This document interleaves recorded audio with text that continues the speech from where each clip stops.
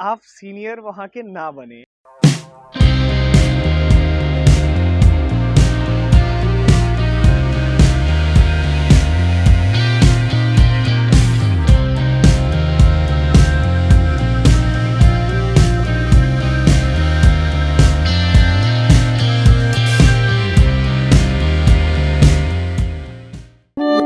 Hello दोस्तों, तो मैं आपका अपना adventure friend Gaurav Tiwari and welcome back to my channel Gaurav adventure.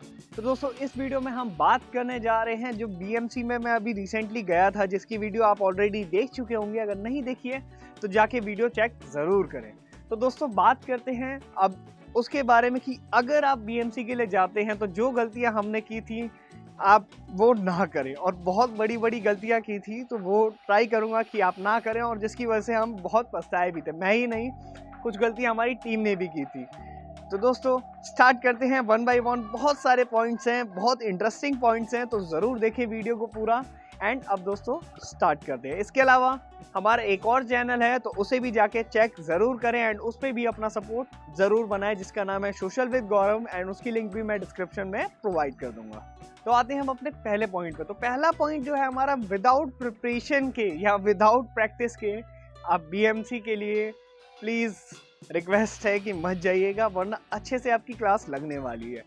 Actually मेरे साथ खुद सीन हुआ था कि बहुत टाइम से मुझे टाइम नहीं मिला था प्रिपरेशन करने का, एंड थोड़ा कंफर्मेशन भी नहीं थी कि बीएमसी जो कोर्स होने वाला है वो कब होने वाला है। डेट कोई फिक्स नहीं थी, तो इस वजह से मैं भी थोड़ा निकल गया था विदाउट प्रिपरेशन में, ऑफिस से घर, घर से ऑफिस। और वहाँ पे जाके जो मेरी हालत हुई है वो मुझे पता है, पैरों में बहुत ज़्यादा प्रॉब्लम आई थी। और दोस्तों, ख़ास तौर पे मैं वैसे वीडियो बना चुका हूँ, तो आप उसे चेक कर लीजिएगा कि प्रिपेयर कैसे करें बेसिक माउंटेनिंग कोर्स के लिए। तो बेसिकली जो पैरों पे मेरा इतना ज़्यादा बर्डन पड़ा था, बीच में चोट भी आ गई थी, नीज़ में भी चोट लगी थी, तो उसकी खैर मेरी खुद की गलती थी जिस वजह से चोट लगी थी।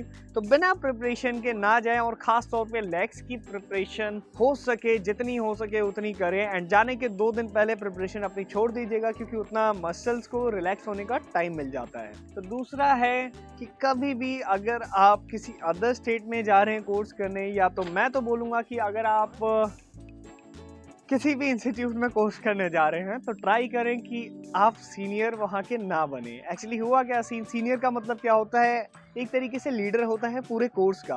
तो वो ट्राई करें कि आप सीनियर ना बने वहाँ पे जाके। एक्चुअली मेरे साथ हुआ क्या, मैं गया कोर्स में, स्टार्टिंग में रोज़ सीनियर के लिए हाथ खड़ा किया गया, तो उसमें मैंने हाथ खड़ा नहीं किया, मैं पीछे हो गया था। फिर मुझे लगा कि नॉर्मली एज अ फ्रेशर मैं वहाँ पे अच्छे से सर्वाइव कर जाऊँगा एंड ना बताना पड़े। फिर उसके बाद क्या हुआ, सीनियर के लिए, जो कोर्स सीनियर होता है उसके लिए पूछा गया कि कोर्स सीनियर कौन बनना चाहता है।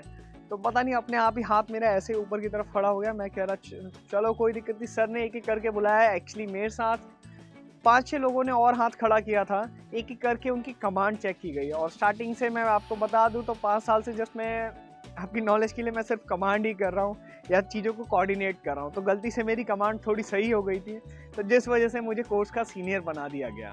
और कोर्स सीनियर में एक्चुअली हम 3 लोग थे बाहर से, जो आउटसाइडर थे, अदर स्टेट के थे, और बाकी सारे वहाँ के लोकल थे।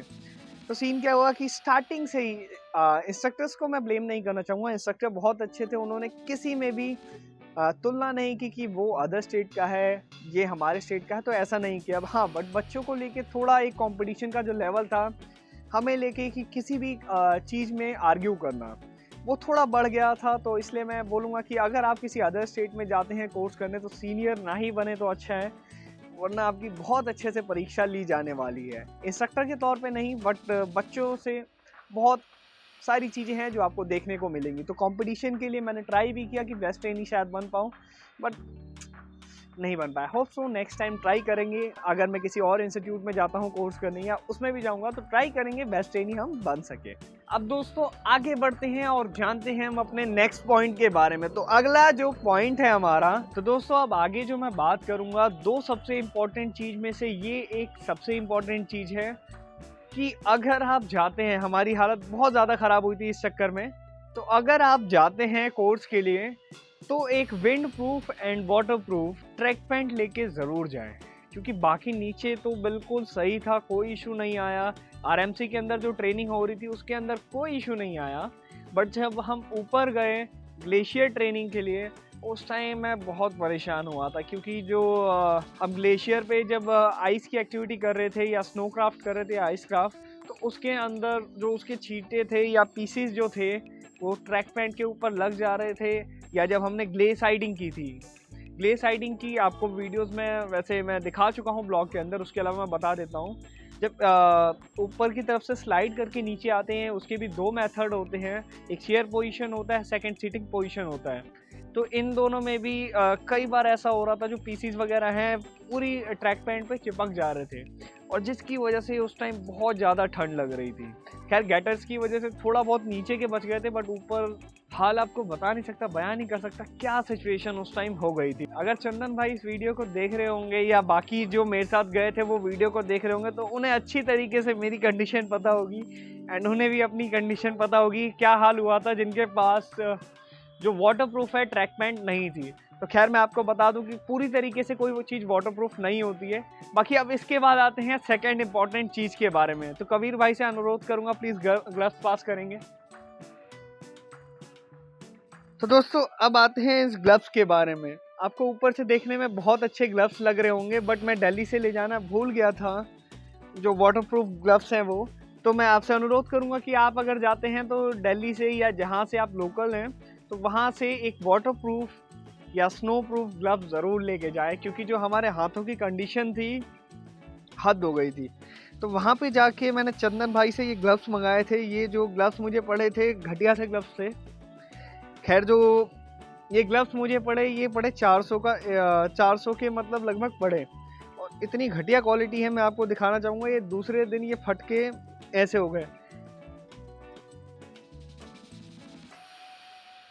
तो दोस्तों मैं यही बोलूँगा कि अगर आप मैक्लोडगंज जा रहे हैं तो वहाँ से कभी भी ग्लव्स ना लें और ट्रैक पैंट के कपड़े वगैरह भी वहाँ से ना लें, क्योंकि मैंने देखा कि कुछ दोस्त वगैरह जो हैं वहाँ से लेके आए थे और वो ट्रैक पैंट मुझे किसी काम की नहीं आई। 1000 रुपीज़ की लगभग ट्रैक पैंट ली थी, बट क्वालिटीज़ उसकी बिल्कुल घटिया थी और क्वेचुआ के नाम पे कई चीज़ें वहाँ पे बेकार बेची जाती हैं। हाँ, इसके अलावा सॉल्स वगैरह जो है आप वहाँ से ले सकते हैं। सॉल्स की क्वालिटीज़ बहुत अच्छी होती है एंड आपको अच्छे दामों में मिल जाएंगे वो।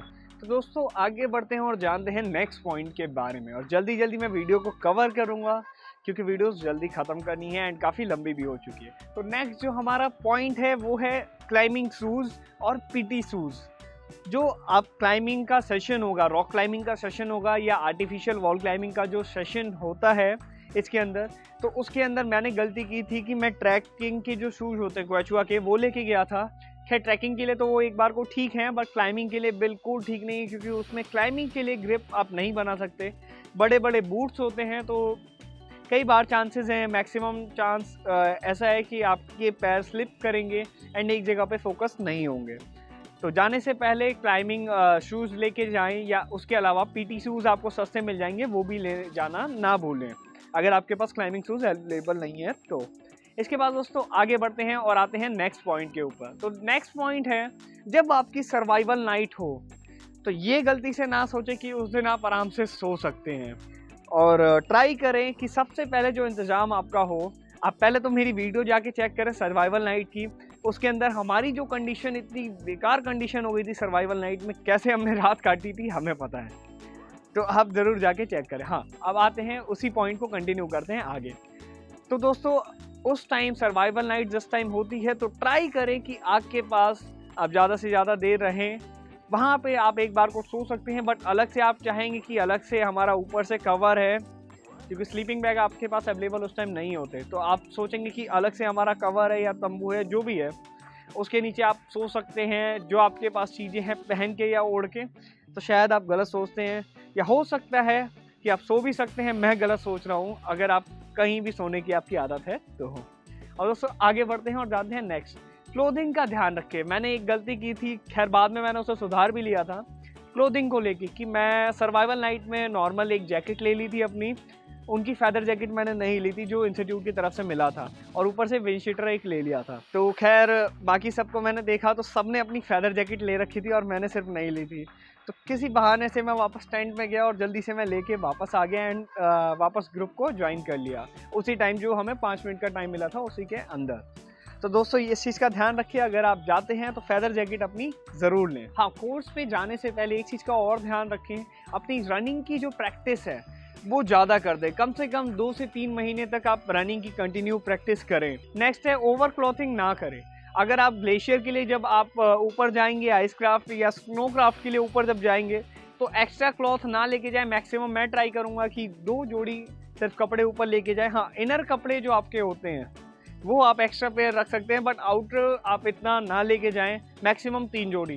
क्योंकि मैंने गलती की थी कि इतनी सारी चीज़ें लेके गया, ना नहाने का टाइम मिला, ना नहा सकता था वहाँ पे, क्योंकि ग्लेशियर का ठंडा ठंडा पानी आ रहा था, उससे तो खैर नहा नहीं सकते। खैर मैंने बोला भी था मैं नहा लूँ, बट किरण मैम ने मना कर दिया। खैर कोई दिक्कत नहीं, ये इश्यू आते हैं तो अच्छा रहेगा, क्योंकि हमारा जो वेट हो जाता है अप्रॉक्स 30 kg के आसपास का वेट हो जाता है। और मेरे साथ एक अलग से सीन था कि मेरे जो लगेज था, मेरे को रोप भी प्रोवाइड की गई थी, तो रोप ले जाना, रोप भी अप्रॉक्स आपकी 5 से 10 किलो के बीच में होगी, उसका जो वेट होगा, क्योंकि शायद 70 या 80 मीटर की जो रोप थी वो। तो दोस्तों don't forget to take your power bank. Power bank अपना ले जाना ना भूले। अगर आपको ब्लॉगिंग करनी है, वीडियो शूट करना है, तो पावर बैंक अपने साथ ज़रूर रखें। मेरे साथ भी सिचुएशन आई थी, मैं पावर बैंक भूल गया था एंड लास्ट में किसी का फ़ोन, चंदन भाई का फ़ोन लेके मुझे वीडियो शूट करनी पड़ी थी जो आगे ब्लॉग की थी। तो थैंक यू चंदन भाई, आपने फ़ोन दिया था मुझे शूट करने के लिए एंड वीडियो आपने शूट की थी, उस टाइम सपोर्ट किया था। तो इस चीज़ का ध्यान रखें, पावर बैंक ज़रूर लेके जाएं एंड हो सके अगर आपको वीडियो शूट करनी है, ब्लॉग शूट करनी है, तो एक्स्ट्रा मेमोरी कार्ड भी ज़रूर रखें।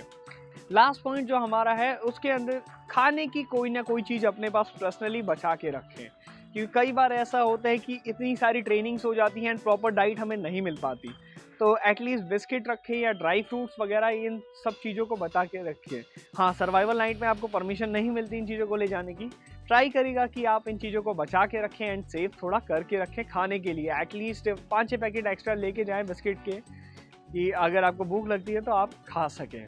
तो thank you so much guys for watching this video. Video अच्छी लगी हो तो लाइक, कमेंट एंड शेयर करें एंड चैनल को सब्सक्राइब करना ना भूलें। Take care, bye bye and be safe.